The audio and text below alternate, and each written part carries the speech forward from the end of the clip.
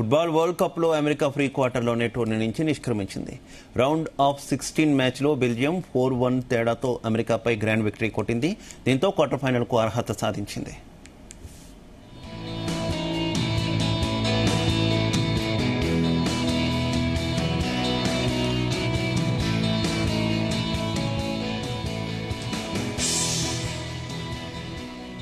Match ప్రారంభం నుంచే Belgium ఆధిపత్యం కొనసాగింది. 9వ నిమిషంలో చార్లెస్ డి కెట్లారీ గోల్ చేసి బెల్జియంకు తొలి ఆధిక్యం అందించాడు. ఆ తర్వాత అమెరికా తిరిగి పుంజుకునే ప్రయత్నంలో 31వ నిమిషంలో మాలిక్ టిల్మన్ నేరుగా ఫ్రీ కిక్ ద్వారా అద్భుత గోల్ చేసి స్కోర్ను 1-1తో సమం చేశాడు. వరుసగా రెండో మ్యాచ్లో కూడా ఫ్రీ కిక్తో టిల్మన్ గోల్ చేయడం విశేషం.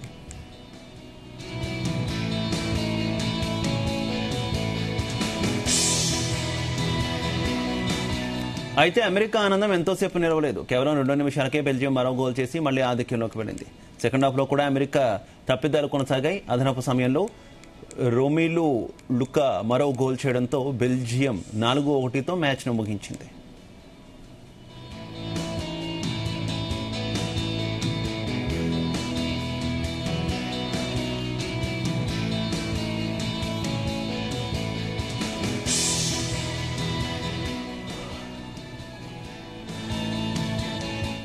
ఇక ఈ మ్యాచ్కు ముందు అమెరికా స్టార్ స్ట్రైకర్ పొలారిన్ బాలోగన్కు గత మ్యాచ్లో విధించిన రెడ్ కార్డు సస్పెన్షన్ను ఫిఫా నిలిపివేయడం తీవ్ర చర్చనీయాంశమైంది. అమెరికా అధ్యక్షుడు డొనాల్డ్ ట్రంప్ జోక్యం చేసుకున్నారనే వార్తల నేపథ్యంలో ఫిఫా ఈ నిర్ణయం తీసుకుందని ప్రచారం జరిగింది.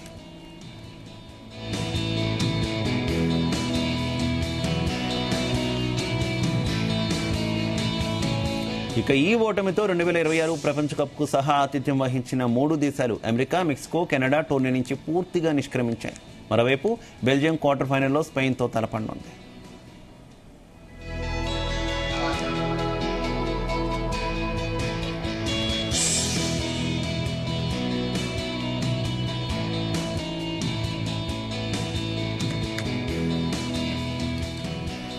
ఫుట్బాల్ వరల్డ్ కప్లో అమెరికా ప్రీ క్వార్టర్లోనే టోర్నీ నుంచి నిష్క్రమించింది. రౌండ్ ఆఫ్ 16 మ్యాచ్లో బెల్జియం 4-1 తేడాతో అమెరికాపై గ్రాండ్ విక్టరీ కొట్టింది.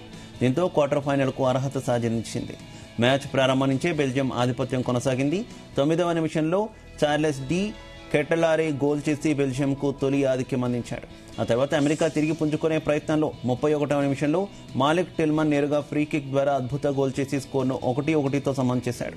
వరుసగా రెండో మ్యాచ్లో కూడా ఫ్రీ కిక్తో టిల్మన్ గోల్ చేయడం విశేషం.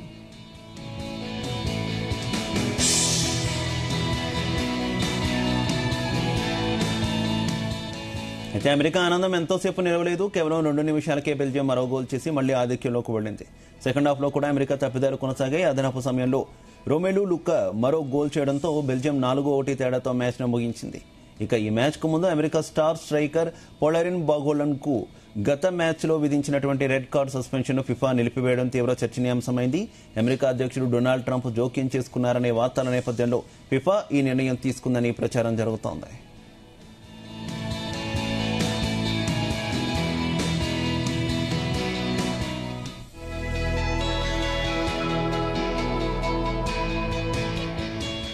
ఇక ఈ ఓటమితో 2026 ప్రపంచ కప్కు సహా ఆతిథ్యం వహించినటువంటి 3 దేశాలు అమెరికా, మెక్సికో, కెనడా టోర్నీ నుంచి పూర్తిగా నిష్క్రమించాయి.